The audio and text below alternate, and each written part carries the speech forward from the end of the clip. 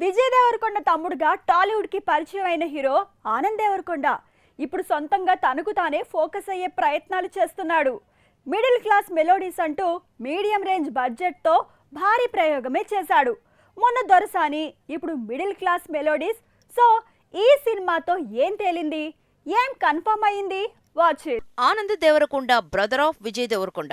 Appearance నుంచి voice వరకు విజయ్ తో పోలికలున్నా పర్ఫార్మెన్స్ లో మాత్రం రౌడీ స్టార్ గా కాకుండా సాఫ్ట్ హీరోగా ఫోకస్ అయ్యాడు ఆనంద్. దొరసాని మూవీతో హీరోగా ఎంట్రీ ఇచ్చి మిడిల్ క్లాస్ మెలోడీస్ తో తన ఫేట్ మార్చుకునేందుకు సాహసం చేశాడు. వినోద్ మేకింగ్ లో జాను ఫేమ్ వర్ష బొల్లమ్మతో జోడీ కట్టి మిడిల్ క్లాస్ మెలోడీస్ అంటూ ప్రయోగం చేశాడు. కథ విషయానికి వస్తే సొంతంగా హోటల్ రన్ చేయాలని, తన రెసిపీస్ తో మెస్మరైజ్ చేయాలనుకునే యువకుడు. తనతో అనుకోకుండా ప్రేమలో పడ్డ హీరోయిన్. ఇద్దరి జర్నీలో అటు ప్రేమ, ఇటు యాంబిషన్, మధ్యలో ఆర్థిక ఇబ్బందులు, అనుకోని సమస్యలు.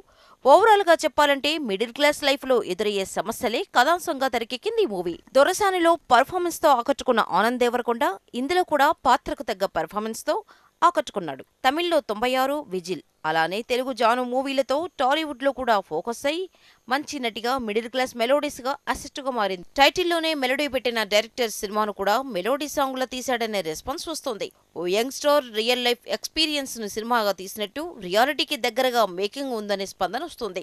మ్యూజిక్ నుంచి సినిమాటోగ్రఫీ వరకు ఈ మిడిల్ క్లాస్ మెలోడీస్ ని మరో మెట్టిక్కించింది టీం. ఓవరాల్ గా దొరసానితో పోలిస్తే మిడిల్ క్లాస్ మెలోడీస్ కూడా ప్రయోగమే అయినా కామెడీ కావాల్సినంత ఉందంటున్నారు. రియలిస్టిక్ మూవీకి ఎక్కిచ్చే romantic scenes, middle class issues అన్ని బ్యాలెన్స్ గా ఉన్నాయని, అయితే సెకండ్ హాఫ్ మాత్రమే కాస్త సాగతీతగా ఉందనే మాట వినిపిస్తుంది. ఓవరాల్ గా పాజిటివ్ టాక్ నే సొంతం చేసుకుంది ఈ మూవీ.